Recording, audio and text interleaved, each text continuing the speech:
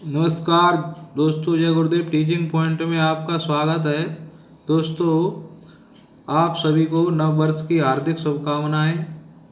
जैसा कि आपको पता है कि कुछ समय से वीडियो का संचालन नहीं हो पा रहा था, इसका हमें खेद है। दोस्तों, आज नव वर्ष 2026 का आगमन हुआ है और सभी बंधुओं से निवेदन है कि आप इस नव वर्ष को अच्छे से सौहार्दपूर्ण मनाएं। और मनाने का अर्थ ये है कि इस वर्ष को अच्छा कैसे बनाएं। तो इस वर्ष को अच्छा तभी बनाया जा सकता है दोस्तों, जब हम अपने विचारों को शुद्ध करें। अपने विचारों को जब हम शुद्ध करेंगे तभी हम अपने कर्तव्य मार्ग को अच्छे से प्रशस्त कर सकते हैं। दोस्तों, कोई भी व्यक्ति कर्म करने से पहले सोचता है, तो सोच उसकी अच्छी हो तभी उसका कर्म अच्छा होगा। तो इसी को ध्यान में रखते हुए ये नव वर्ष मंगलमय हो, सौहार्दपूर्ण हो और इस वर्ष में हम कुछ ऐसा करें जिससे हमारे जीवन में एक नया ऊर्जा का संचार हो और हम हर क्षेत्र में विकास की नई ऊंचाइयों को छुएं। दोस्तों, इसी उद्देश्य को ध्यान में रखते हुए आप इस वीडियो को देखेंगे और मेरा भी उद्देश्य यही है कि मैं ये वीडियो इसीलिए बना रहा हूँ कि आपके विचारों में एक निखार आए, एक नई उमंग पैदा हो, जिससे आप प्रत्येक क्षेत्र में अच्छा कार्य कर सकें। मनुष्य कोई भी काम करे तो उससे पहले उसको सोचना पड़ता है और इसी सोच को प्रदर्शित करता है ये वीडियो।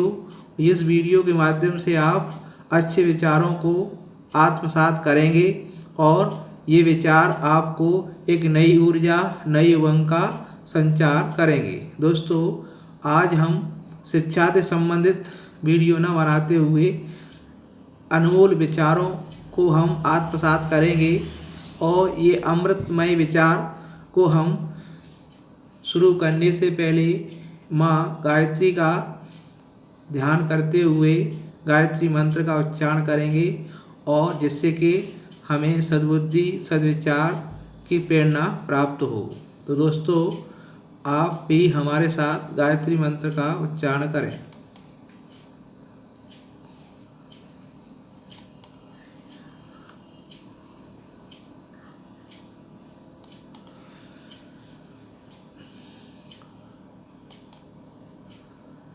ॐ भूर्भुवः स्वः तत्सवितुर्वरेण्यं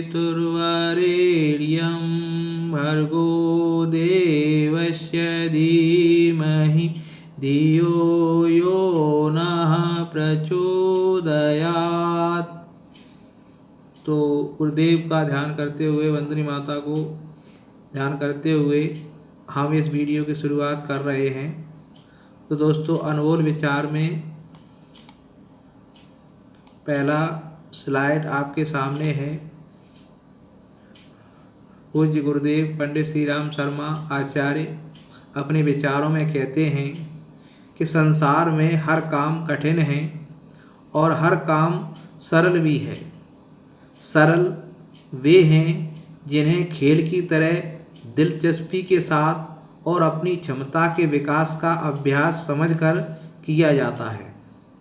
कठिन काम वो हैं जिन्हें आशंका, उदासी, भार, बेगार की तरह किसी प्रकार पूरा किया जाता है। तो दोस्तों, पूज्य गुरुदेव का ये कहना है कि हमें काम बोझिल कब लगता है, जब उस काम को एक बोझ की तरह करते हैं। गुरुदेव कहते हैं, अगर काम को सरल बनाना है तो काम को एक खेल की तरह लें और उसमें कहीं आशंका न प्राप्त हो, उदासी भी न लाएं, तो वो काम बहुत ही अच्छे से पूरा होगा। तो दोस्तों, हैप्पी न्यू ईयर 2026 आप सभी को मुबारक हो। अब आगे का स्लाइड देखते हैं दोस्तों।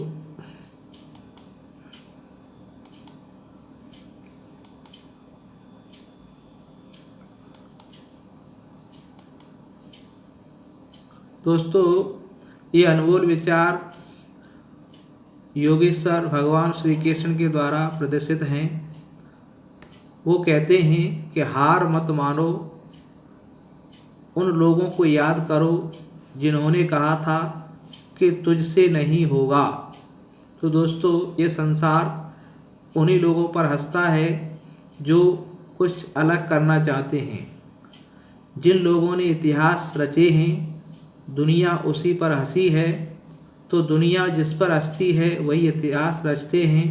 तो दोस्तों, दुनिया की तरफ न देखते हुए हमें अपने लक्ष्य को ध्यान में रखकर जी जान से लग जाना चाहिए। ये योगेश्वर भगवान श्री कृष्ण कह रहे हैं कि हार मत मानो, उन लोगों को याद करो जिन्होंने कहा था कि तुझसे नहीं होगा।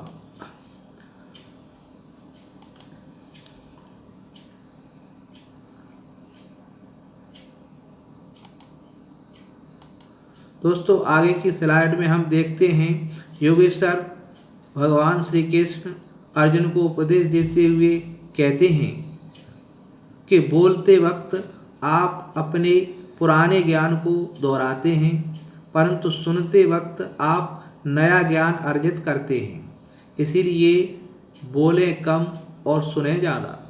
भगवान श्री कृष्ण कहते हैं कि प्रकृति ने आपको दो कान दिए हैं, लेकिन बोलने के लिए एक जीभ।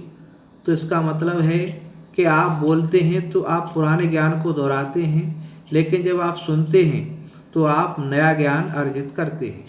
तो इसीलिए हमेशा दूसरों की भी सुनना चाहिए।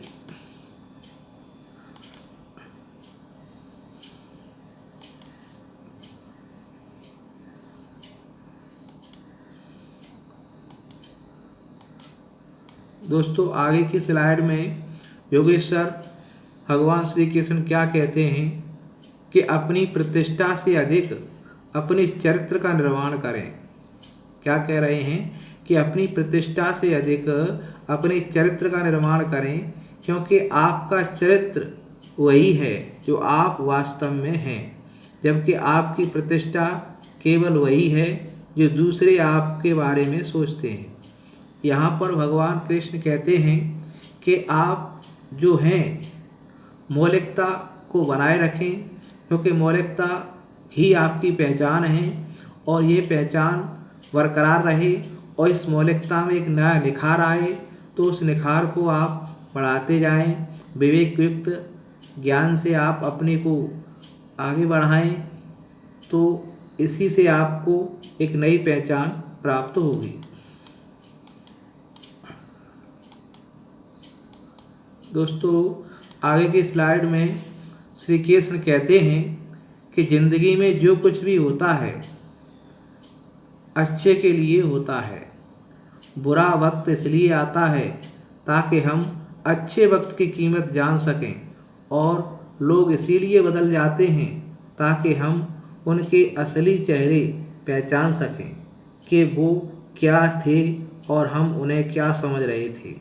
दोस्तों, कृष्ण का भगवान योगेश्वर कहते हैं कि ज़िंदगी में जो कुछ भी होता है अच्छे के लिए होता है, क्योंकि बुरा वक्त इसलिए आता है ताकि हम अच्छे बदलाव को कर सकें और कठिन परिस्थितियों को ध्यान में रखते हुए एक नया निखार बनाकर और लोगों के सामने अपनी सत्यता प्रदर्शित करें।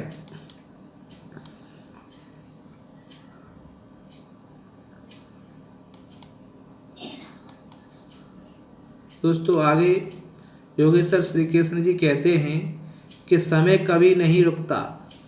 आज यदि बुरा समय चल रहा है तो कल अवश्य अच्छा आएगा। आप केवल निस्वार्थ भाव से कर्म कीजिए और वही आपके हाथ में है। दोस्तों, जितना आपके हाथ में है वही आप कर सकते हैं, तो मन लगाकर पूर्ण समर्पण के साथ अपने कर्म को करते रहें। फल की इच्छा ना करें, क्योंकि फल ऑटोमेटिक ही आपको प्राप्त होगा जब आप सच्चे मन से अच्छे कर्म करते हुए लक्ष्य तक पहुंचने का प्रयास करेंगे। ये भगवान कृष्ण का संदेश है।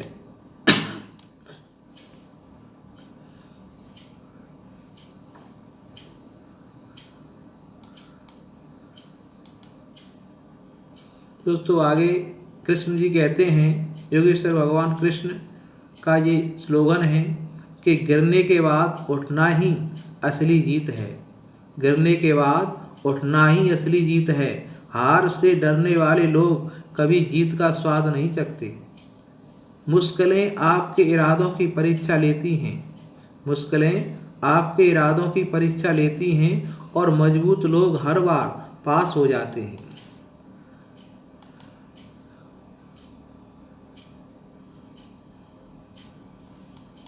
दोस्तों आगे की स्लाइड में ये बताया गया है कि हर समस्या का हल समय के पास है। कृष्ण योगेश्वर भगवान कृष्ण कहते हैं कि हर समस्या का हल समय के पास है, बस धैर्य रखकर इंतजार करना पड़ता है। जो लोग आपको गिरते हुए देखना चाहते हैं वही आपकी सफलता पर ताली बजाते हैं। कभी भी अपने सपनों की कीमत कम मत करो, क्योंकि ये ही आपको बाकी दुनिया से अलग बनाते हैं। तो दोस्तों यहाँ पर ये कितनी बड़ी सीख प्राप्त हो रही है कि समस्या का हल समय के पास होता है। तो आप धैर्य से अपने लक्ष्य की ओर डटे रहना चाहिए। दुनिया की तरफ ना देखते हुए आप अपने लक्ष्य पर कायम रहें, क्योंकि जो आज आलोचना आपकी करते हैं, कल जब आप सफल होते हैं तो यही लोग आपको सम्मान देते हैं और तालियां भी बजाते हैं। तो हमेशा दूसरों को तरफ ध्यान न देखते हुए अपने लक्ष्य पर आगे डटकर लगे रहना चाहिए।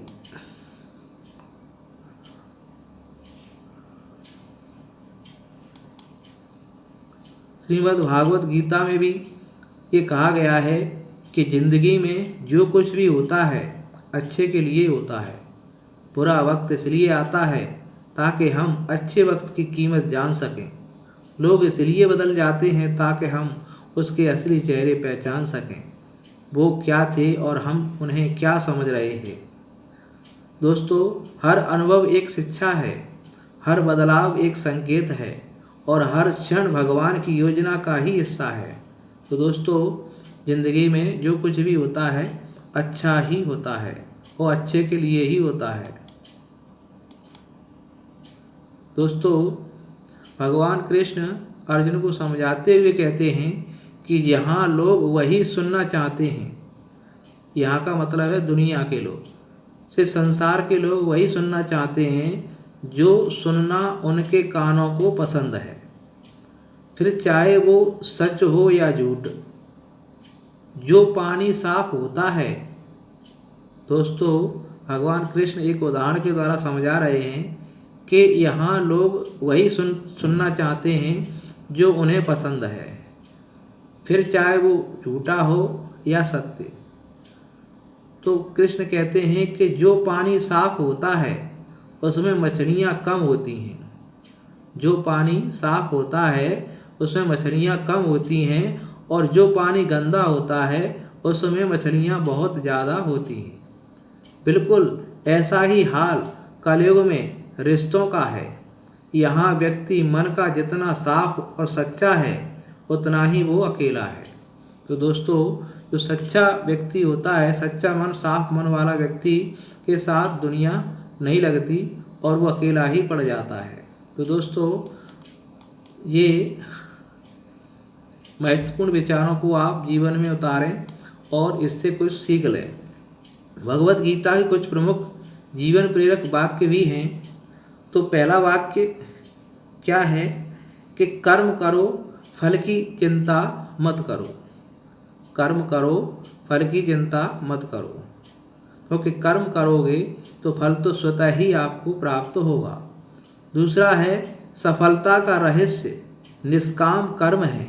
सफलता का रहस्य क्या है कि निष्काम भाव से कर्म करें। नंबर 3, तीसरा वाक्य है जिसने मन को जीत लिया समझो उसने संसार को जीत लिया। जिसने मन को जीत लिया उसने क्या किया दोस्तों, उसने संसार पर विजय प्राप्त कर ली। ये भगवत गीता का एक महत्वपूर्ण संदेश है।